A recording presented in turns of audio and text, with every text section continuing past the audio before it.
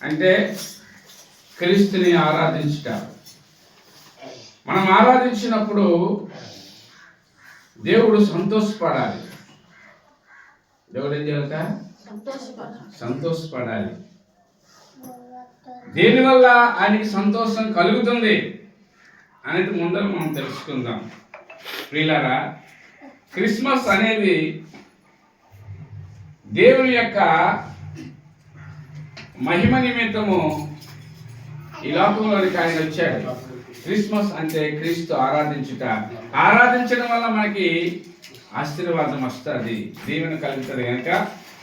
అయితే దేవునికి ఇష్టమైనది మనం చేసుకుంటే అది నిజమైనటువంటి క్రిస్మస్ ఆరాధన అవుతుంది. బైబిల్ గ్రంథంలో లూకాసు వార్త 15వ అధ్యాయంలో మనం చూసినప్పుడు పిల్లరా, 15వ అధ్యాయము చూడండి ఒకసారి. చూసారా? చూడండి. 15వ అధ్యాయము తీసిన తర్వాత 3వ వచనం నుంచి మనము చదువుకుందాం. అందుకైన ఎవరైనా చదవచ్చు. అందుకైన వారితో ఈ ఉపమానం చెప్పాను. మీలో ఏ మనుషులకైనను 100 గొర్రెలు కలిగి ఉండగా వాటిలో ఒకటి తప్పిపోయిన అతడు 99 అడవిలో విడిచిపెట్టి తప్పిపోయినదని దొరికి వరకు దానిని వెతక వెళ్ళడా, అది దొరికినప్పుడు సంతోషంతో దాన్ని తన భుజముల మీద వేసుకుని ఇంటికి వచ్చి తన స్నేహితులను పొరుగు వారిని పిలిచి, మీరు నాతో కూడా సంతోషించండి, తప్పిపోయిన గొర్రె దొరికినదని వారితో చెప్పాను కదా. అటువలే మారు మనసు అక్కర్లేని 99 మంది నీతిమంతుల విషయమై కలుగు సంతోషము కంటే మారు మనస్సు పొందు ఒక్క పాపి విషయమై పరలోకమందు ఎంతో ఎక్కువ సంతోషము కలుగును. దేవునికి స్తోత్రం కలుగును గాక. ప్రియులారా, యేసు ఈ లోకానికి ఎందుకు వచ్చాడంటే పాపుల్ని రక్షించడానికి వచ్చాడు. ఆయన పాపుల్ని రక్షించడానికి వచ్చినటువంటి దేవుడు అంటున్నాడు, 99 మంది మారు మనసు అక్కర్లేనటువంటి వారికంటే ఒక మారు మనసు పొందిన ఒక మనుష్యుని పాపి విషయమై ఆయన సంతోషిస్తాడు. హల్లెలూయా. ఈరోజు మనము క్రిస్మస్ జరుపుకుంటున్నాం, కానీ మనలో మారు మనసు ఉందా? మనము మార్పు చెందామా? మార్పు చెందకపోతే దేవుడు సంతోషించాడు. హల్లెలూయా. దేవుడు ఈ లోకానికి వచ్చిందే పాపములో ఉన్న మనల్ని విడిపించడానికి వచ్చాడు. కనుక మనం ఆరాధించేది ఆయనకి ఎలాగ ఆరాధించాలంటే ప్రియులారా, ఆత్మతోనూ సత్యంతోనూ ఆరాధించాలి. ఆత్మతో ఎప్పుడు నువ్వు ఆరాధించగలవంటే నీవు మారు మనసు పొందుకోవాలి. మారు మనసు పొందుకోవాలంటే నీ పాత జీవితాన్ని విడిచిపెట్టాలి. నువ్వు మారిపోవాలి, నీ మనస్సు మారిపోవాలి, నువ్వు కొత్తగా జన్మించాలి. హల్లెలూయా. అలాంటి ఆరాధన దేవునికి కావాలి. కనుక ప్రభువు నందు నా ప్రియులారా, దేవుడు ఆయన చెప్తూ ఉపమానము, ఒకటికి 100 గొర్రెలు ఉన్నప్పుడు అందులో ఒక గొర్రె తప్పిపోయిన ఎడల అది మరలా వెతికినప్పుడు దొరికినప్పుడు సంతోషము కలుగుతుంది లేదండి? కలుగుతుంది కదా. ఎందుకు నాకు 99 గొర్రెలు ఉన్నాయి, నేను మరెందుకు ఈ గొర్రెని వెతకాలి అనగానే ప్రియులారా ఆయన వెతుకుతాడు. అది వెతికి దొరికినప్పుడు భుజం మీద వేసుకొని సంతోషంతో ఆయన తిరిగి ఇంటికి వస్తాడు. హల్లెలూయా. అలాంటిది తన స్వరూపము తన పోలిక చొప్పున నిర్మించినటువంటి దేవుడు అంటున్నాడు, 99 మంది నీతిమంతులు మారు మనసు లేదు దానికి, మలాంటి వాళ్ళు నాకు అక్కర్లేదు. ఒక పాపి మారు మనసు పొందినప్పుడు నేను పరలోకంలో నా దూతలు ఏదైతే సంతోషిస్తాను అంటున్నాడు. ఈరోజు మనం ఎన్నో క్రిస్మస్లు చేయొచ్చు, కానీ మనం మార్పు చెందినటువంటి క్రిస్మస్లు దేవునికి సంతోషాన్ని ఇవ్వలేవు. ఎంతో మంది ఈరోజు చూస్తే ప్రియులారా క్రిస్మస్ అయితే ఎంతో ఆడంబరంగా చేస్తున్నారు, ఎంతో ఖర్చుతో కూడా చేస్తున్నారు, కానీ అసలైనటువంటి హృదయం అనేది దేవునికి ఇవ్వటం లేదు. హల్లెలూయా. వాళ్ళ ఆత్మ ఉండదు, ఆత్మానుసరమైన జీవితం వాళ్ళలో ఉండదు కనుక అవి దేవుని యొక్క సన్నిధిలో చేయాలి, దేవునికి అవి ఇష్టమై ఉండవు కనుక ప్రభు నందున ప్రియులారా, ఆ యొక్క దేవుడు మన కొరకు వచ్చినటువంటి ఆ యేసు అంటున్నాడు, మీరు మారు మనసు పొందుకోవాలి అంటున్నాడు. హల్లెలూయా. అయితే ప్రియులారా, సంతోషము మనదే మనం అన్నాం. ఎందుకు ఈ సంతోషం ఈ లోకానికి వచ్చిందంటే ప్రజలందరికీ ఇది, నీకు నాకు కాదు కానీ భూమి మీద ఉన్న ప్రతి మనిషికి సంతోషకరమైన పండగ ఈ క్రిస్మస్. అంటే అందరూ ఆరాధించాలి, ప్రతి ఒక్కరూ. మొదటివాడు నేనే, కడపటివాడు నేనే అంటున్నాడు అతను. ఆది అంతమై ఉన్నవాడు నేను అయినట్టు ఆశ్చర్యకరుడు, ఆలోచనకర్త, సమాధానకర్త, నిత్యుడైన తండ్రి, బలవంతుడైన దేవుడు, అధిపతి అయిన దేవుడు. హల్లెలూయా. ఆయన పూజనీయుడు, పూజార్హుడు. అందుకే ఆ యొక్క కన్యమరి గర్భంలో పరిశుద్ధాత్మ దేవుడు మరి ఒక శిశువుగా పుట్టినప్పుడు ఆ శిశువు ఎంత ఉంటుందండి? అప్పుడే పుట్టిన శిశువు ఎంత ఉంటుంది? ఎంతే ఉంటుంది. కానీ ఆయన్ని పూజించారు, ఆయన ఆరాధించడానికి వెళ్ళినటువంటి జ్ఞానుల గురించి మనం తెలిస్తే ఆ జ్ఞానులకి భూత భవిష్యత్ కాలం గురించి తెలుసు. అలాంటి జ్ఞానము కలిగినటువంటి వారు కూడా ఆ శిశువుని పూజించవచ్చారు. దేవునికి స్తోత్రం. దేవునికి భయపడ్డారు, వాళ్ళు సాష్టాంగ నమస్కరించారు. ఎందుకంటే ప్రియులారా, ఆయన దేవుడు, ఆయన పరిశుద్ధుడు, ఆయన పాపము లేనివాడు, మనందరినీ పాపం నుంచి విమోచించేవాడు, మన రక్షకుడు కనుక ఆ యేసు ఈ భూమి మీదకి వచ్చినప్పుడు వారందరూ కూడా ఆరాధించారు భయంతో, భక్తితో. ఈరోజు మనకి ప్రియులారా, దేవుని యందు భయభక్తులు కలిగి మనం ఉండాలి. ఎప్పుడైతే ఆయన అంటున్నాడు, సర్వోన్నతమైన దేవునికి మహిమయు, ఆయనకి ఇష్టలైన మనుషులకి భూమి మీద సమాధానము. ఆయనకి ఇష్టాలు అంటే ఏంటి అంటే ఆయనకి సంతోషము కలిగేలా జీవించేవారే ఆయనకి ఇష్టలు, ఆయన సంతోషపరిచేవారే ఆయనకి ఇష్టలు. హల్లెలూయా. ఇదిగో వాక్యాన్ని వాక్యానుసారంగా జీవించిన వారే నాకు తల్లి తండ్రిని ఒక దగ్గర యేసు ప్రభు సమాధానం చెప్తాడు. అంటే తన మాటను బట్టి జీవించేవారు, తన మాటను బట్టి నడిచేవారంటేనే ప్రభువుకి సంతోషం. హల్లెలూయా. మనమందరం కూడా పాపములో ఉన్నామని, ఆ పాపము నుంచి విడిపించడానికి, ఆ మారు మనసు కలగ చేయడానికి ఆ దేవుడు, దేవాది దేవుడు యేసుక్రీస్తుగా ఈ లోకానికి వచ్చాడంటే కుమారుడు కనుక మనందరం ఏం చేయాలంటే ఇప్పుడు మారు మనసు పొందుకోవాలి. క్రిస్మస్ అంటే ఏంటండి? మారు మనసు పొందుకోవాలి. మారు మనసు పొందుకున్నప్పుడు దేవుడు ఎక్కడ సంతోషిస్తాడు? పరలోకమందు దేవదూతల మధ్యలో సంతోషిస్తాడు. హల్లెలూయా. సరే, ఏం జరిగిందంటే ప్రియులారా, ఒక తండ్రికి 2 కుమారులు ఉన్నారంట. చూడండి ప్రియులారా, 11వ చూస్తే ఒక మనుషునికి ఎంతమంది ఉన్నారు? 2 కుమారులు. ఒకడు చిన్నవాడు, వాళ్ళ చిన్నవాడట తండ్రి ఆస్తిలో నాకు వచ్చి భాగము పంచిపెట్టమని తన తండ్రిని అడుగుగా అతడు వారికి తన ఆస్తిని పంచిపెట్టను. కొన్ని దినములు అయిన తర్వాత చిన్న కుమారుడు సమస్తము కూర్చుకొని దూరదేశములకు ప్రయాణమైపోయి అతడు తన ఆస్తిని దుర్వ్యాపారం పాడు చేసిను. దేవునికి స్తోత్రం కలుగునుగాక. ఒక తండ్రికి 2 కుమారులు, అందులో చిన్నవాడు అన్నాడట, తండ్రి నా ఆస్తి నాకు ఇచ్చేయని అడిగాడట.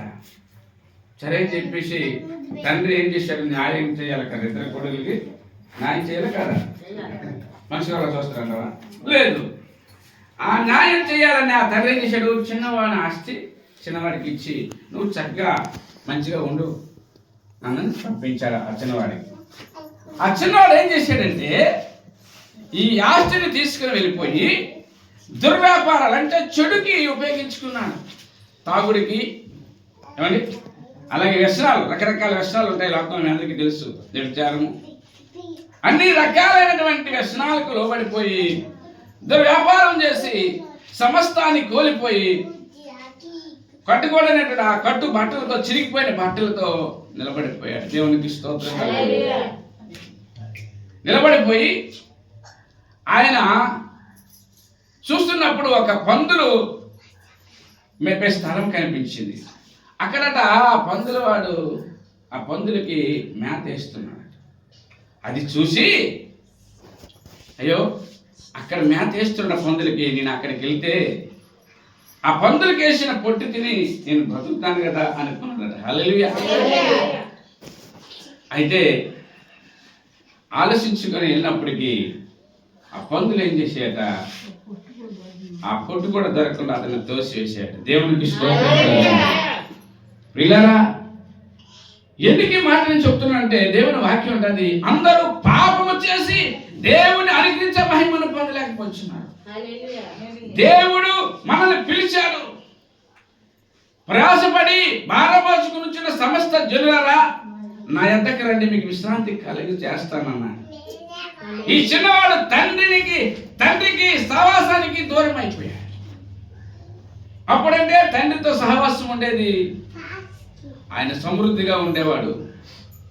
ఎప్పుడైతే తండ్రికి ఆయనకి మధ్య దూరం పెరిగిందో తన జీవితము పాపములో పడిపోయింది, శాపములో పడిపోయింది.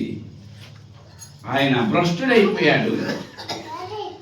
ఆ భ్రష్టుడైపోయినటువంటి ఆ యొక్క చిన్నవాడు మరలా ఆలోచిస్తున్నాడట, నా తండ్రి దగ్గర అనేక మంది పనివారు ఉన్నారు, వారిలో నేను ఒక్కడగా పని చేయడానికి కూలివానుగా వెళ్తాను అనుకుంటున్నాడు. అనుకొని ఆలోచించి తండ్రి దగ్గరికి బయలుదేరాడు. హల్లెలూయా. ఎక్కడికి బయలుదేరండి? తండ్రి దగ్గరికి బయలుదేరి వెళ్ళాడు. అంత దూరాన్న తండ్రి చూశాడట. చూసి ప్రశస్తమైన వస్త్రాలను స్నానం చేసి ప్రశస్తమైన వస్త్రాలు కప్పి ఆయనకి కిరీటం పెట్టి ముద్దు పెట్టుకొని క్రొవ్విన దూడలు తెచ్చి ఉదించమని పెద్ద కుమారుడికి ఆ యొక్క ఏవైతే మంచి మంచి క్రొవ్విన దూడలంటే తెచ్చి విందు చేయమని చెప్పాడట. హల్లెలూయా. ప్రియులారా, ఆయన మాట్లాడుతున్నారు. అందులోనే 24వ వచనం మనం చూస్తే చూడండి, ఈయన కుమారుడు చనిపోయి మరలా బ్రతికెను, తప్పిపోయిన దొరికెను అని చెప్పిన. అంతటా వారు సంతోషపడి సాగిరి. హల్లెలూయా. ప్రియులారా,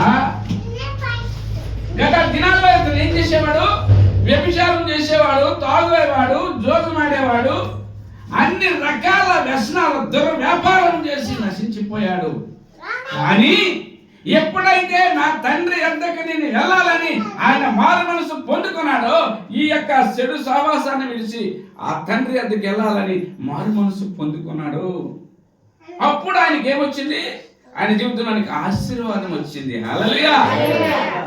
ఆయన ప్రశస్తమైన వస్త్రము చేత కప్పాడు, రక్షణ వస్త్రము చేత కప్పబడ్డాడు. ప్రియులారా, ఈరోజు మనం మారు మనసు పొందుకున్నట్లయితే ఆయన ఆ ప్రశస్తమైన వస్త్రం అంటే రక్షణ వస్త్రాన్ని నిన్ను కప్పుతాడు. ఆ రక్షణ అనేది నీ జీవితంలో లేకపోతే తండ్రి దగ్గరికి నీవు చేరలేవు. హల్లెలూయా. ప్రియులారా, ఇతనికి ఆస్తి అంతా ఉండేది, ఇచ్చాడు తండ్రి. ఆస్తినంతా తరిగిపోయిన తర్వాత అప్పుడు దేవుని గురించి ఆయన తండ్రి వద్దకు వెళ్ళడానికి ఆశపడ్డాడు. చూశారా, ఆ తండ్రి అంటున్నాడు, ఏమన్నాడు తండ్రి? ఈయన కుమారుడు చనిపోయి మరలా బ్రతికెను. హల్లెలూయా. ఏది బతికున్నాడు చనిపోయాడు అంటున్నాడేంటి అని మనం అనుకుంటే లేఖన ఆధారం ఏమైందో మీకు తెలుసు. అపరాధముల చేత అపరాధముల చేత మనం ఎలాగున్నాము? చచ్చిన వారమై ఉన్నాము. హల్లెలూయా. అర్థమైందా? అపరాధములు చేశాడు. తండ్రి దగ్గర ఉన్నప్పుడు ఆయన మంచిగా ఉండేవాడు, కానీ ఎప్పుడైతే సహవాసానికి దూరం అయిపోయాడో, తండ్రికి దేవునికి దూరం అయిపోయాడో, ఆయన సప్త వ్యసనాల పాలైపోయాడు. మారు మనుషులైన జీవితం అయిపోయింది. ఆయన అపరాధముల చేత ఆయన చచ్చిపోయి ఉన్నాడు. అప్పుడు మరలా ఏం చేశాడట? తండ్రి వద్దకు వెళ్ళారు. తండ్రి వద్దకు వెళ్ళినప్పుడు తండ్రి ఏం చేశాడు? ప్రశస్తమైన వస్త్రము, హల్లెలూయా, ముద్దు పెట్టు, నా కుమారుని ముద్దు పెట్టుకుని అనే వాక్యం చదివిస్తుంది. కుమారుని ముద్దు పెట్టుకుని అని బైబిల్ రాయబడింది. ఏమనుందండి? కుమారుని ముద్దు పెట్టుకుని అని బైబిల్ గ్రంథం రాయబడింది. ఆ తండ్రి ఏం చేశాడు? కుమారుడికి ముద్దు పెట్టుకున్నాడు, కౌగిలించుకొని ఆయనకి ఏం చేశాడట? ప్రశస్తమైన వస్త్రాన్ని ఇచ్చాడు.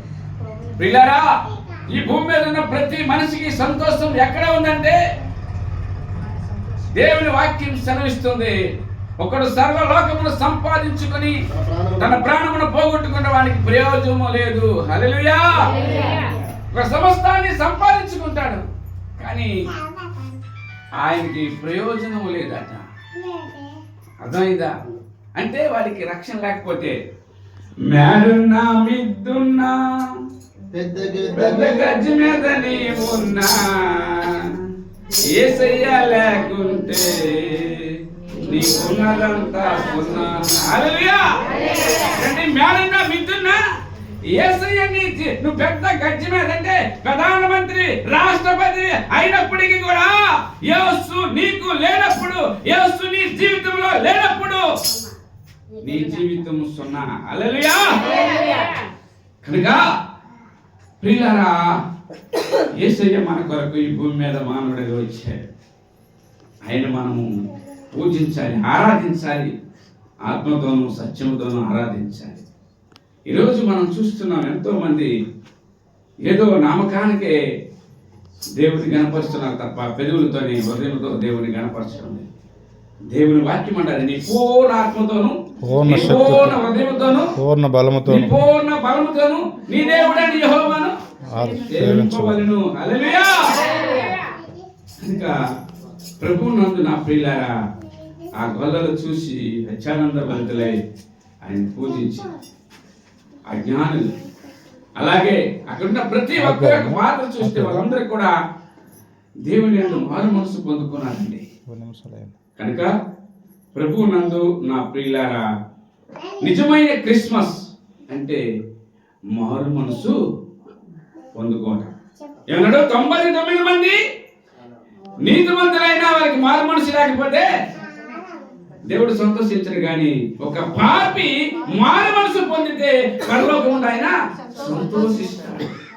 ఆయన సంతోషించినట్లు మనం జీవితాలు మార్చుకోవాలి. అందుకే ఈ లోకానికి యేసయ్య వచ్చాడు. ఈ రాకడ ఇంకా లేట్ ఎందుకో తెలుసా? అందరూ మారు మనసు పొందాలట. హల్లెలూయా. అందుకే ఆయన రావడం లేదు. మనందరము ఎప్పటికైనా మారుతామని ఆయన చూస్తున్నాడు. మనందరము మారినప్పుడే, మనందరం మనసు మారినప్పుడే అది నిజమైన క్రిస్మస్. అది దేవుడు సంతోషిస్తాడు. అట్టి రీతిగా, అట్టి సంతోషము, అట్టి మారు మనసు కలిగి దేవుడు మనం నడిపించును గాక. మారు మనసు కలిగిన జీవితాలు మీ అందరికీ దేవుడు దయచేయను గాక. ఈ కుటుంబానికి కూడా దేవుడు అట్టి హృదయాన్ని దయచేయను గాక. దేవునికి మహిమ, ఘనత, ప్రభావం కలుగును గాక. ఆమేన్.